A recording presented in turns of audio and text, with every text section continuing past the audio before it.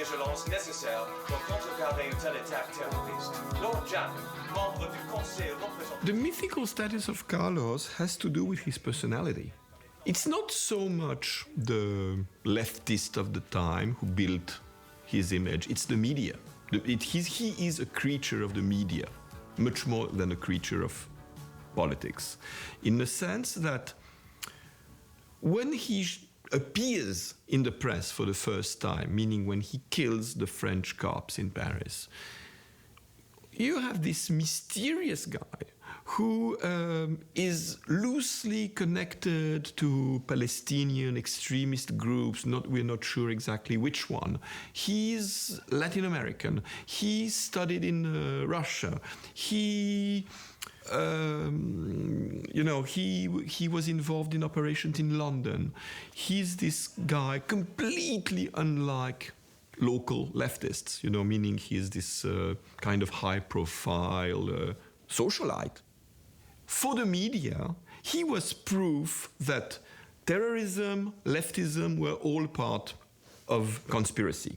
It was the European states' theory that leftists were manipulated, possibly by the Russians, the Comintern, that ultimately all that leftist agitprop somehow was commissioned by evil characters, either in China, in Russia, or wherever. And all of a sudden you had living proof of this weird character who looked more like a secret agent than an actual leftist. So, he had all the makings of a modern myth.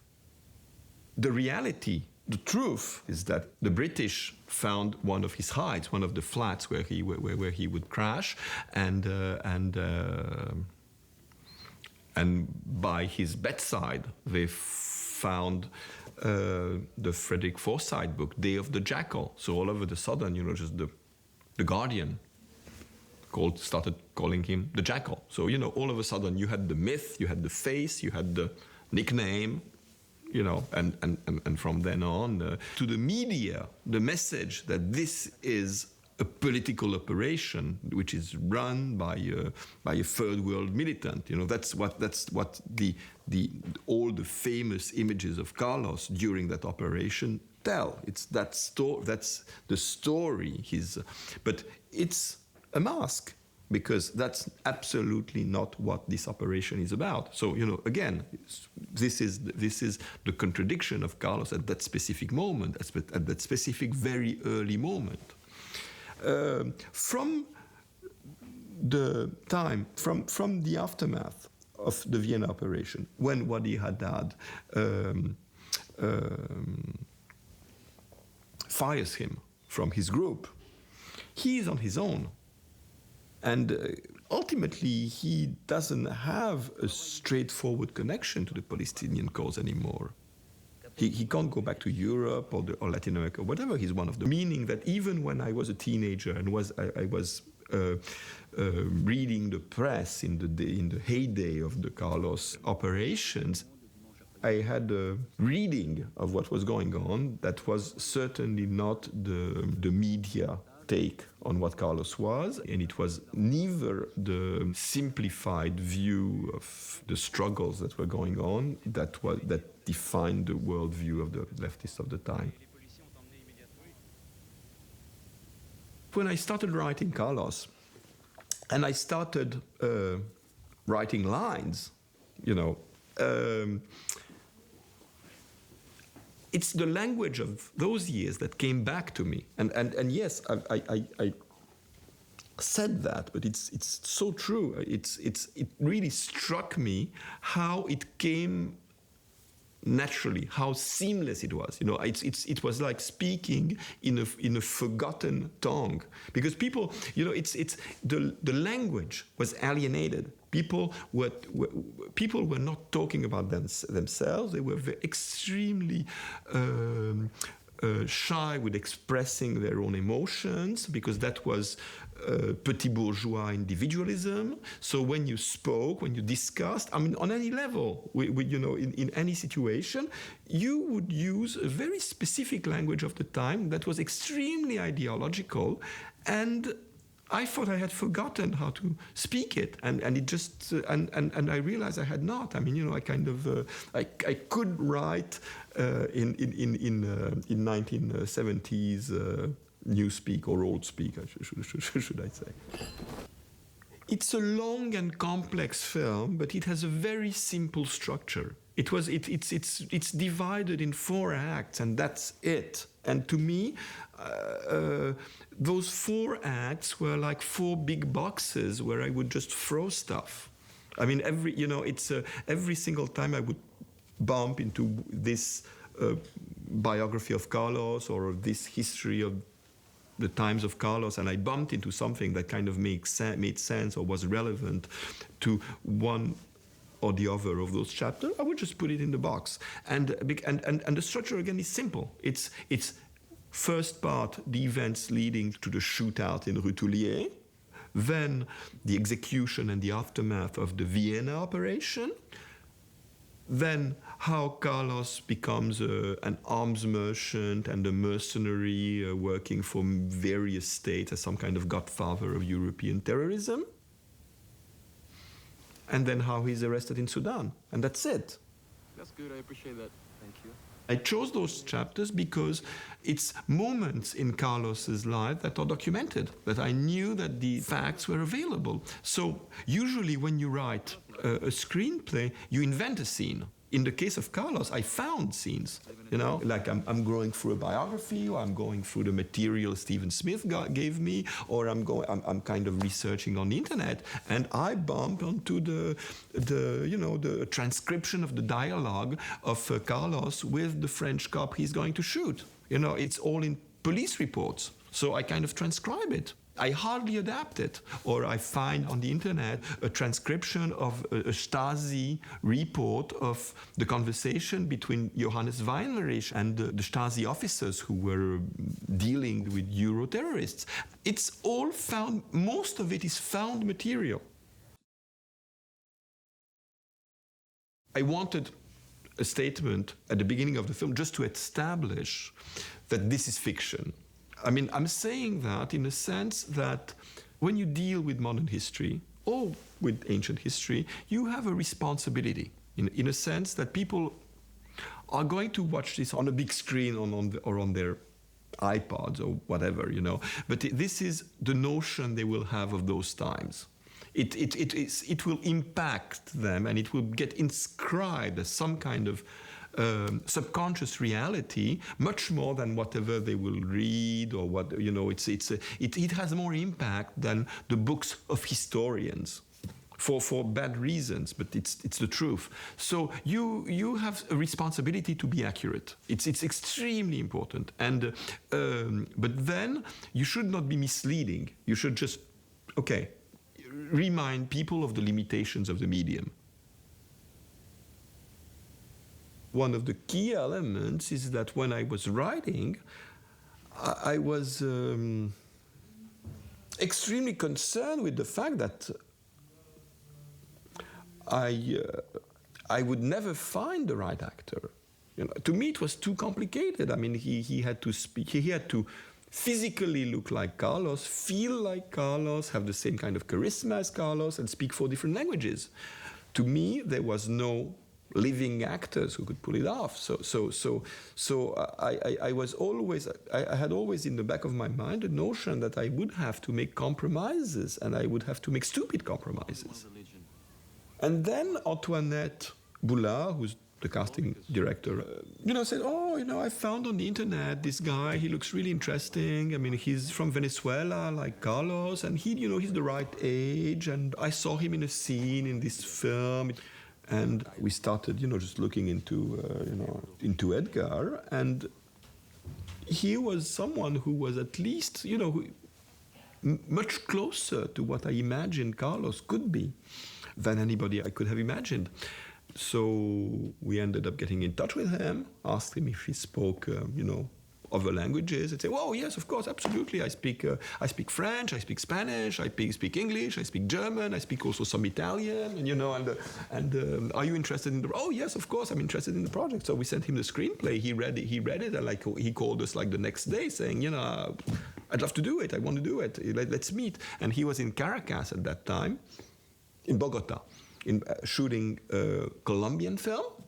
And okay, so are you ready to come and visit us in Paris? Oh yes, of course. I don't have anything booked for like next weekend, so I will come to Paris. And I met him in Paris, and he made me understand things about Carlos. Because seeing him in Paris with the kind of energy he has, it made me understand how striking must have been someone like Carlos landing in the mid-70s in leftist Europe. He is physically, he has a completely different energy, he has a completely different physicality. He's, you know, he's a type of individual you don't meet in Europe. He's from another world. And it made me understand that whatever Carlos was, what defined Carlos is that he was coming from another world. From that moment, I understood that I had to absolutely use someone from Latin America. And I had to use Edgar Ramirez, because, you know, from that moment to me, it was completely obvious that I would never find someone that I could even remotely consider for the part. He was the right age, he spoke the languages, he grew up everywhere in Europe because his father was a diplomat, and so he moved from one capital to the other, and so he was aware of the politics of those times. And also, I would not have verbalized it the same way at the time. But the reality is that one of my concerns with the history of Carlos is the darkness of the character. I was not sure I wanted to spend, you know, again, 2 years of my life dealing with some evil character. And because it kind of rubs off. I mean, you know, you just live, it's invasive in terms of your own life. And I'm not sure I wanted that kind of darkness. I did not want to deal with the evil of Carlos.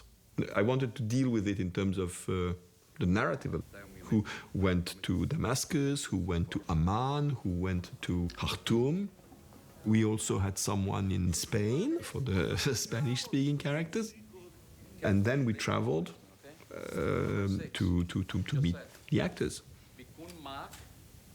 Finding myself working with an actor from Venezuela, with this whole group of young German actors, this group of Lebanese actors. I had never heard of them like 3 months before.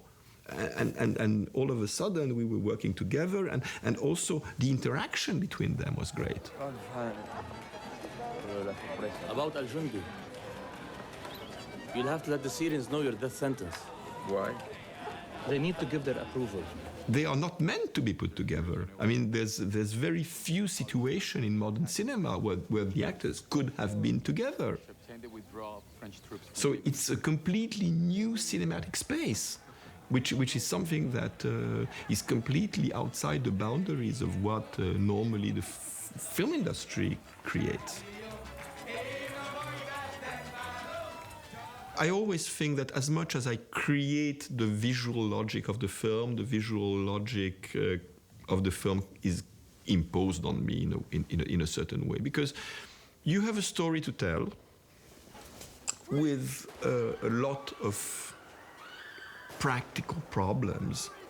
One important factor was that this movie was financed by TV, but in the back of my mind, it was like never TV. I don't want to do TV, and specifically when I'm making a movie as ambitious as Carlos. So when I'm thinking, you know, when I make a movie like Carlos, which is going to swallow up like 2 years of my life or something like that, to me, it's for the big screen. I mean, I just hate the notion of this movie ending on, you know, on the small and ending up on the small screen. So.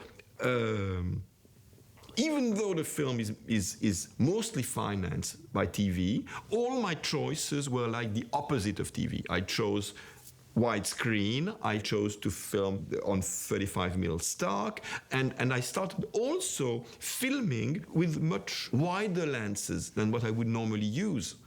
I've always liked to use like long lenses in my films, just close-ups and so on and so forth. And with this film, I just know this is going to be, for the big screen, it has to be big. So the story is happening in so many different countries that we had to structure the shoot around, just the three major locations, meaning to simplify, 1/3 is France, 1/3 is the rest of Europe, and 1/3 is Lebanon, standing for the whole of the Middle East. But then, because the story goes so much back and forth, there was no coherence in the chronology of the shoot. It made things extremely complicated for me, but also for all the rest of the crew. For hair and makeup, costumes, sets, whatever, the crew had to be more aware of the whole arc of the film, because we had to constantly move from one moment in our narrative to another moment in the narrative. In Paris, we shot mostly, of course, the first part of the first act, but then we also shot a big part of the third act, which happens years later and involves, individuals who at that point are important in the story, but which we had never really met. I don't storyboard for a very simple reason, is that my shots are too complicated to be storyboarded, right? Storyboarding would mean that I have a complete vision of the film before I start shooting, which to me is completely wrong, because the reality of the film is what happens on the set. So, I could storyboard, why not, the first day of shoot. But from then on, I kind of feel my way into the film and define the style of the film based on what I have been doing, based on how I function with my actors, how, I don't know, it's something that kind of grows, and it gets more and more complex, and gets more and more in sync with the material, with the storytelling, with the pace, so it's something that is constantly reinvented. So I design the shots in the morning, but I describe them. I do very sophisticated descriptions of the shots, which I give to some of the key technicians. Mostly the cameraman, of course, and then we use that as a basis. But of course, the shot evolves and gets better and better and more complex. So the shots continue evolving constantly during the process of filming. It was not about making a striking action scene. It's about trying to recreate what happened as accurately as I could. Because when you research that kind of event, a lot of witnesses have discussed what they have seen, their experience of it, and you kind of, just cross-check everything and just try to make sense of it. But you end up putting together all the details you have, the elements you have. So every single witness tries to give you a complete narrative of what happened. So there is stuff that specific witness has seen, there is stuff that witness has heard, and there's stuff that witness has imagined. So it's only through complex cross-checking that you end up reconstructing the reality. So you put it all down on paper, it's all in the screenplay. And then when you start actually figuring out the shots, you realize that those complex descriptions deal with events happening in something like 25 seconds, because it's all happening simultaneously. And everybody has a photographic memory of what has happened, but actually it happened so fast.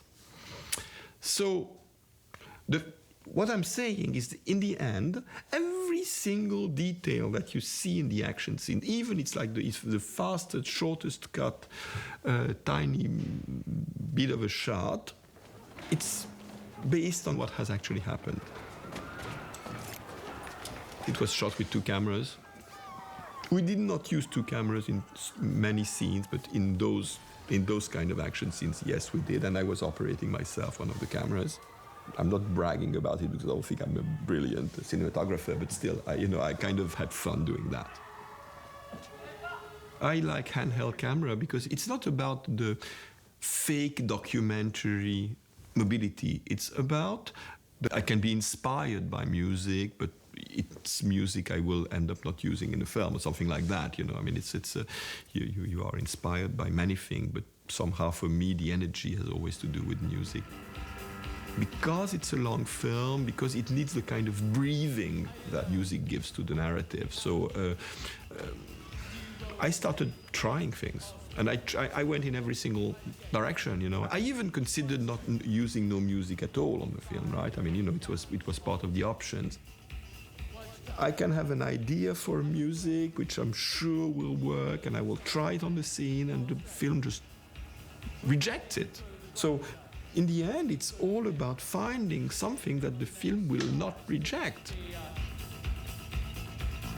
Gradually, what I understood is that anything that had to do with psychology, anything that had to do with emotions was wrong on this film, even for scenes that dealt with emotions. I mean, it's kind of interesting because there's a specific moment when Magdalena is in her lab and she's crying because she just can't deal with that life anymore. And at that point, I thought I need something, just to carry those emotions. And anything that was redundant with those emotions felt instantly wrong. And so I understood that what worked on this film was the energy given by a very mechanic drive given by a very mechanic beat.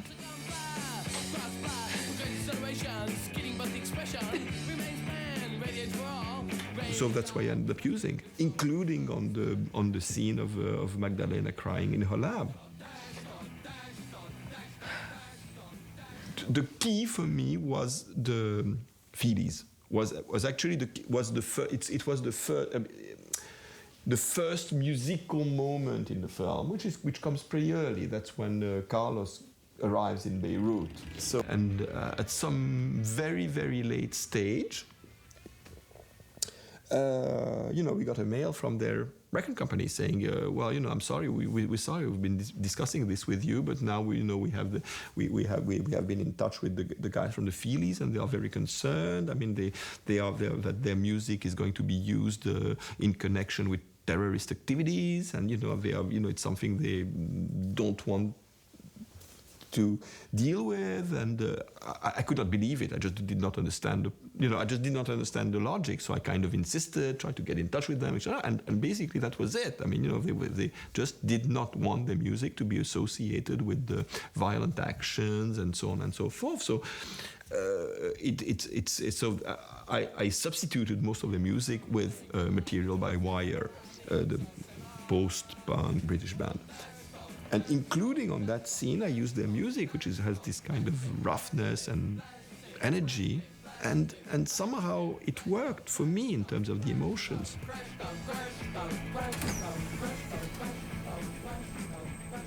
A movie like Carlos would never have been financed as a movie. Impossible. So it's so all of us, TV gives you the space to I mean, it's the way Bergman did Fanny and Alexander. Fanny and Alexander is a 6-hour film, but it was financed by TV because cinema does not finance that kind of format. So it's interesting to go in that direction if it brings you something you don't have in the classic cinematic format.